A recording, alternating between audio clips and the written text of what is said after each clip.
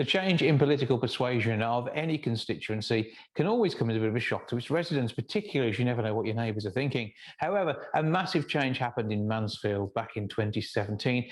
Jay Martin is the director of a film that looks at this, and I can't do it justice with my West Midlands accent, but with an East Midlands one, it's Red to Blue. Hello, sir. Hello, good to talk to you. Good to talk to you too. So give us a bit of background to how this short came about to start off with.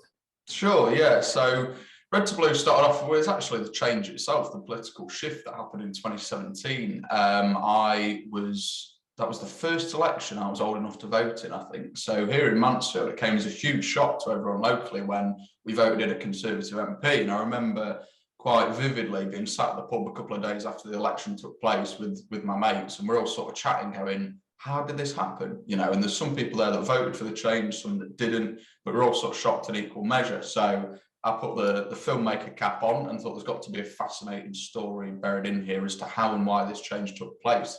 Started to do a bit of research into it, and it turns out that there's a really fascinating historical, political and socio-economic story in Red to Blue. Yeah, because we're looking at a mining area that really suffered at the hands of the changes that took place in the 80s with the National Union of Mine Workers. Then you end up with the Nottinghamshire Union of Mine Workers, who were very much against what was happening. And in the end, the closure of the pits in the UK was the start of what would have happened anyway from an environmental point of view, even if it hadn't been billed as an economic one by the Tory government back in the day. Yeah, definitely. I mean, we have one of, I suppose you could say, the protagonist of our documentary, Mick Newton. He's a lifelong Labour voter and supporter. He was a union man. He actually was associated with NUM back in the day, and he still now works on behalf of miners for the Mine Workers Pension Scheme and trying to secure that money from the government for the former miners. And he talks very openly in the film about this sort of strange position that we're in Mansfield, really, because a lot of mine workers in Mansfield actually went to work during the strikes, which was odd because here in the Midlands and the North, obviously a lot of people went on strike, but we didn't for whatever reason. You know, I'm not sure exactly why in Mansfield that sort of, there was a bubble there. But Mick talks very, very openly in the film about the fact that, you know, I think he calls her in the film, he says, even to those that went to work during the strikes, Margaret Thatcher was seen as the devil incarnate, which is quite strong words, but very true. And that really strong political association between Thatcher and then the mine workers being associated with the Labour Party was extremely strong here in Mansfield. And as you mentioned, come the pit closures, the last pits in Mansfield closed in, I think, 2003.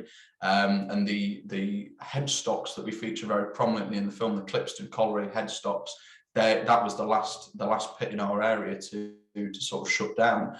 And since then, that tie really between, you know, what would be traditionally a working class mine working community and the Labour Party started to slowly grow apart as the years went by, because that association between, you know, you work down the pits, you work hard, you come up the pit at the weekend, you go into town, you go to the pub, and you all vote for the Labour Party. That wasn't that strong work tie wasn't there anymore. So that was really one of the big factors, and it's something that we look at in the film, that this historical context of why people in Mansfield would always vote for the Labour Party began to degrade as the years went on, and then became less and less of a factor, really, as we got closer and closer towards 2017.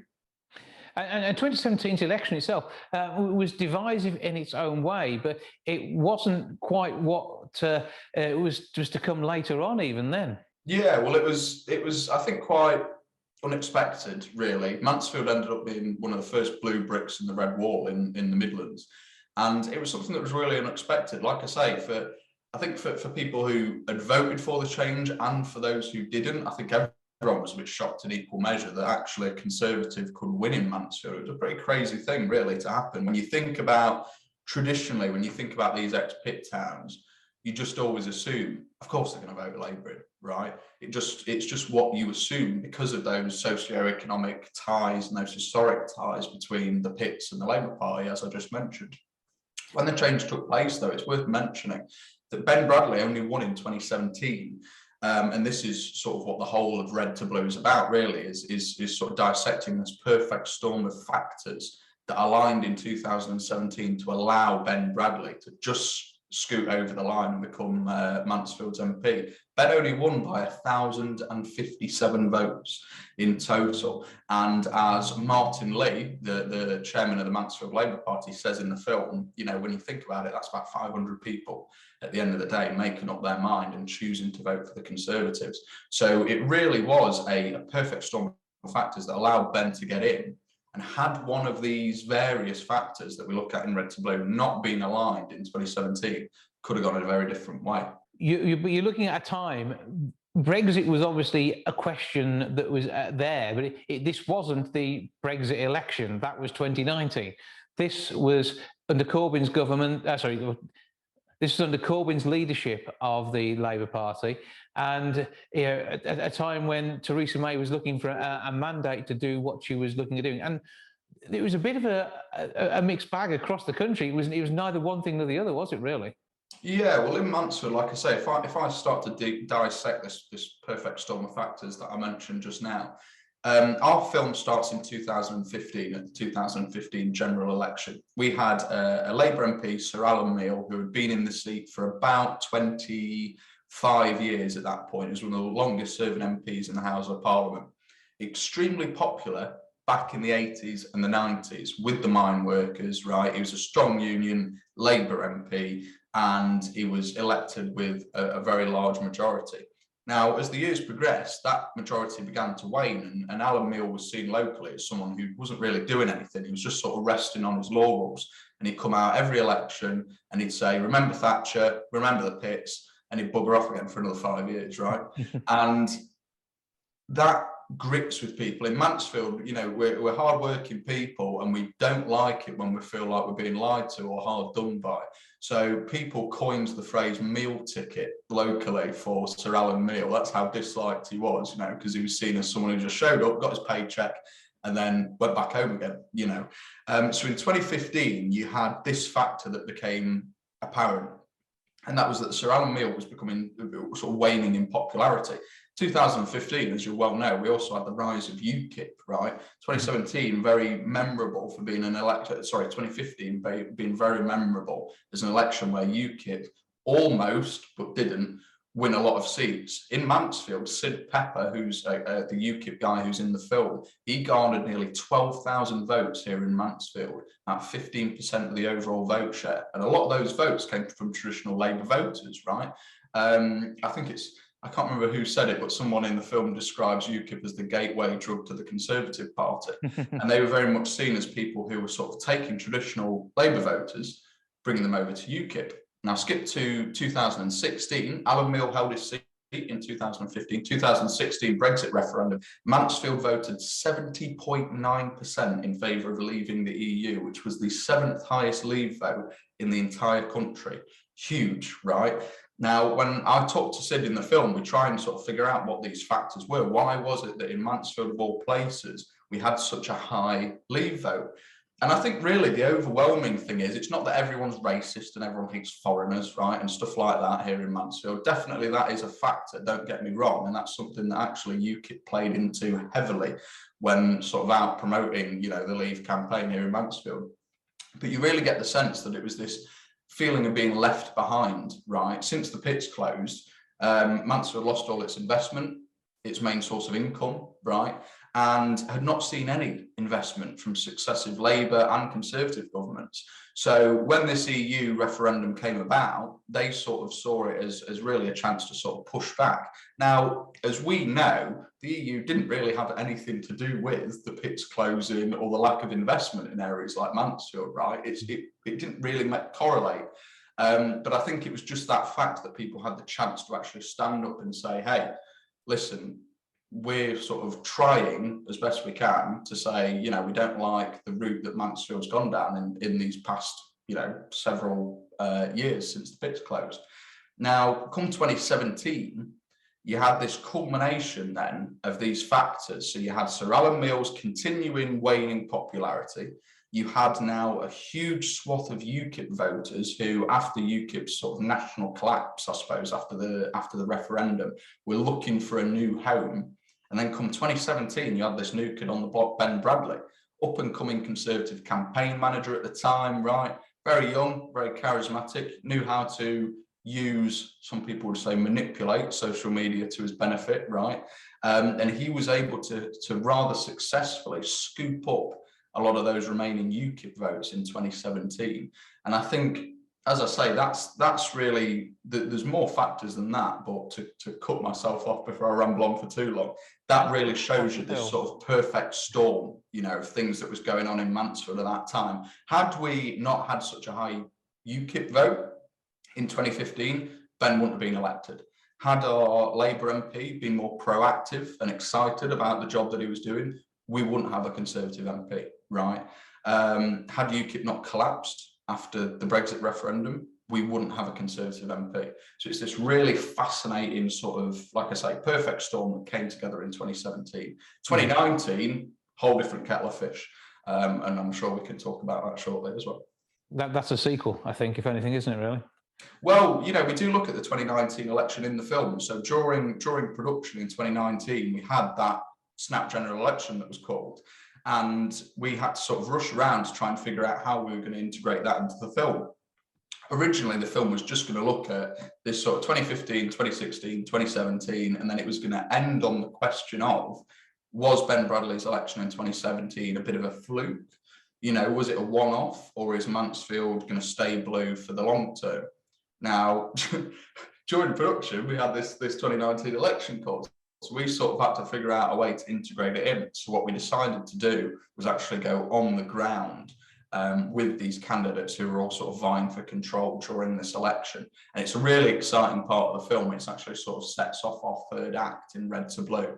And it's this really intimate, exciting, upbeat and pacey sort of look at an on-the-ground election. Obviously, like you say, that was the Brexit election. So you had Ben Bradley going out there touting, you know, get Brexit done, or whatever the strapline was, right, for that election. And then you had Sonia Ward, who took over from Sir Alan Meale as the parliamentary candidate for the Labour Party, who was going out there and trying to make the case for why she should have the seat. You also, quite interestingly, had characters like Sid Pepper, who I mentioned earlier, this UKIP guy who stood as UKIP in 2017 and 2015, who now stood as an independent. And he was really making the case that, listen, Ben Bradley only won because he stole all of my votes at the last election, so you should vote for me, you know, to sort of rekindle that, I suppose, UKIP vote that he initially had. So it's a really fascinating part of the film, yeah. I think the sequel would probably be Blue to Red, but I don't intend on making that anytime soon. I've had enough of politics for the time. Who knows when that'll happen? I mean, with a 16,000 majority for Ben at the 2019 election, quite clearly there's more to it than just the politics of Brexit, I would suggest, based on that, and a lack of trust potentially. And the overall national leadership of Labour has been called into question a number of times. I do some amazing work locally, we know that, and it is always Labour who seem to be most at the heart of the communities, alongside the likes of the Liberal Democrats too. And both of those seem to have a higher prevalence in Midlands-based councils, whatever the national picture. So it'd be interesting to see what does happen going forward. So all of this can put you off politics for life, can't it? Yeah, it can. Yeah, I mean, it's really interesting. I should note, I think it's important to say that we've made Red to Blue from a neutral point of view. So when you watch the film, hopefully, you don't feel that we've swayed one way or the other, you know, and that was something that was really important and something that I always tried to have set with my team from the beginning, that this story of how and why Mansfield changed from Red to Blue is fascinating enough without the need for me to make it a Labour puff piece or a Conservative puff piece, right? Or sort of sway an audience one way or the other. Hopefully, whatever your political leanings are, you can watch Red to Blue and actually learn something, become more engaged and perceptive about politics.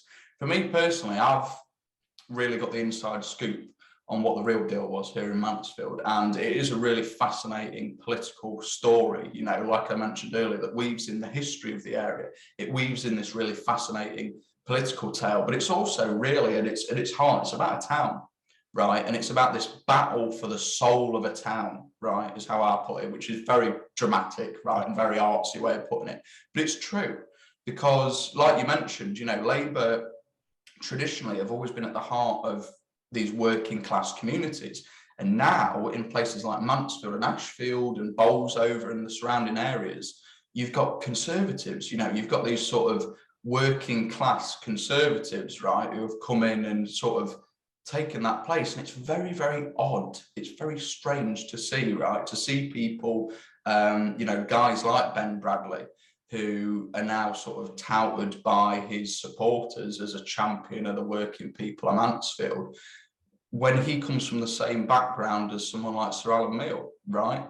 Both not from Mansfield, both very upper middle class people, right? And have the seat for Mansfield, right? Alan Meale for 27 consecutive years in the end, and Ben Bradley for, I think, 4 or 5 years now, since he was first elected. So it's really interesting, this sort of shift that's happened. Now, one thing that you did mention, and something that we don't talk about in the film actually, is this National Labour Party. Jeremy Corbyn wasn't really a factor here in Mansfield, right? And you can hopefully trust me when I say that, because I looked into it extensively for 3 years. When we were talking to people from the Conservative Party, from the Labour Party, independents, and just general people from Mansfield, Corbyn never came up as a factor, right? It wasn't like everyone was sort of screaming from the rooftops, I'm not voting Labour because I don't like Jeremy Corbyn. Ironically enough, Jeremy Corbyn's policies are very popular with working class people, right? Stuff like increasing the minimum wage, funding the NHS, nationalising rail, nationalising gas and electric, which now, right, you look at stuff like that and you think, well, that would have been pretty good, right? And here in Mansfield, those policies are actually pretty popular, Ben Bradley makes a point in the film of saying that I went around Mansfield and I don't meet many socialists, right? Which is a nice little zinger to say, but it doesn't really get to the heart of why people weren't voting for Labour in 2017, right? The national game is always a factor, of course, but I really don't, or in my research and in REDtBLUE, I didn't really find that the national game was as important in Mansfield in 2017 as it may have been in other constituencies. It was really, as I say, these local factors that all came to a head that had been building up for decades and decades and decades. And it was sort of the precipice, the catalyst in 2017, when Ben Bradley arrived on the scene and it all sort of erupted. So yeah, very fascinating story as REDtBLUE. Well, where can we find the film? So it's going to be released online next Saturday, the 12th of March. So you'll be able to find it if you go to our Facebook page, REDtBLUE Documentary, that's REDtBLUE Documentary. You can like that page, and then we're going to be uploading it on Vimeo, and you'll find a link on the page there, as well as updates on what's going on with the project and stuff like that. And who knows, there may be a sequel if you're feeling more political in about 5 to 10 years' time. It could be. I think I'm going to need a long break there. That's like a plan. Well, for now, Jay Martin, director of the film REDtBLUE, thank you for joining us. Thank you.